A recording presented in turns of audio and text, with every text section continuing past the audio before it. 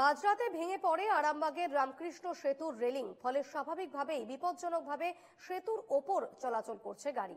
Barricade দিয়ে ঘিরে রাখা হয়েছে সেতুর ভাঙা অংশ।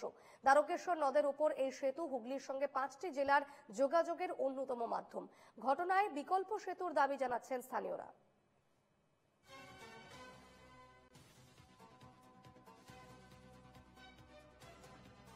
বারোটা দশ এগারো সময় তো হঠাৎই ব্রিজটা এক সাইডটা ফুটপাথটা ভেঙে পড়ে যায়। আমরা সব বিরাট জোরে আওয়াজ হয়, আমরা তো বাড়ি থেকে ছুটে এলাম, দেখছি এরকম ভেঙে গেছে। কোনো গাড়ি ফাড়ি কিছু কোনো কারো ক্ষতি হয়নি। পুলিশ প্রশাসন সঙ্গে সঙ্গে এসেছে, ব্যারিকেড করলো, দড়ি দিল।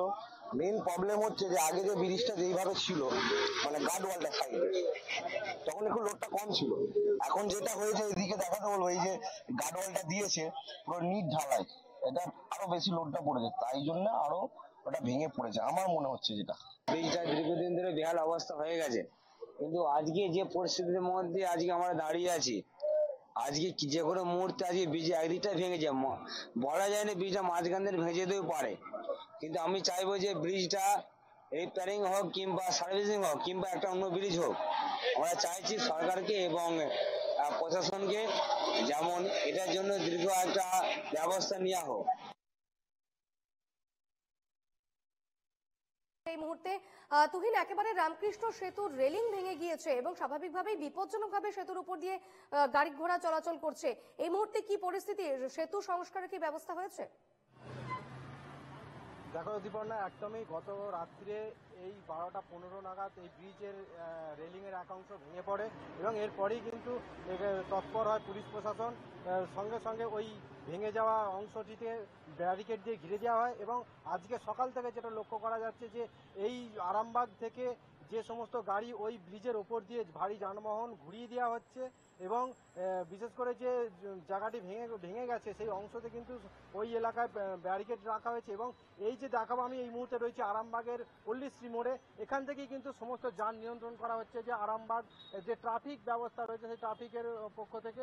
কারণ এই একদিকে যাচ্ছে বর্ধমান আর এই বাঁ দিকের যে রাস্তাটি দেখাবো, এই বাঁ দিকের রাস্তাটি দিয়ে সোজা একদম দ্বারকেশ্বর নদীর উপর যে ব্রিজ রয়েছে রামকৃষ্ণ সেতু, যেটা আমরা জানতে পেরেছি যে এটা 1965 সালে তৎকালীন মুখ্যমন্ত্রী প্রফুল্ল সেন এই ব্রিজের উদ্বোধন করেন এবং সেই সময় এই ব্রিজটা তৈরি হয়েছিল। তারপর থেকে কিন্তু এই যে সেতু, এই সেতুর উপর দিয়ে বাঁকুড়া, পুরুলিয়া, মেদিনীপুরের বিভিন্ন জায়গায় যাওয়া যায় এবং এই রাজ্য থেকে অন্য রাজ্যেরও কিন্তু এই যে ব্রিজ, এই ব্রিজের কিন্তু খুবই গুরুত্বপূর্ণ এবং আরামবাগ শহরের সঙ্গে যে যোগাযোগ, সেই যোগাযোগের ক্ষেত্রে কিন্তু এই ব্রিজের অংশটা কিন্তু খুবই গুরুত্বপূর্ণ। এবং এই ব্রিজ ভেঙে ব্রিজের যে রেলিংয়ের এক অংশ ভেঙে যাওয়ার ফলে কিন্তু মানুষ আতঙ্কিত হয়ে পড়েছে এবং এখানকার মানুষের যে অভিযোগ, যারা আরামবাগের বাসিন্দা তারা দীর্ঘদিন ধরে এই ব্রিজের উপর দিয়ে যাতায়াত করছে, তাদের যেটা অভিযোগ যে ব্রিজের একাধিকবার স্বাস্থ্য পরীক্ষা হয়েছে, কিছুদিন আগেও স্বাস্থ্য পরীক্ষা হয়েছে, কিন্তু স্বাস্থ্য পরীক্ষা সঠিকভাবে করা হয়নি।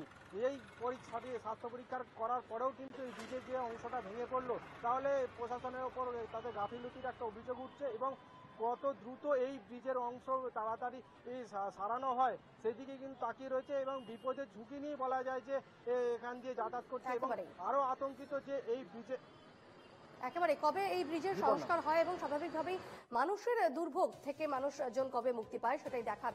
আপাতত ধন্যবাদ তুহিন।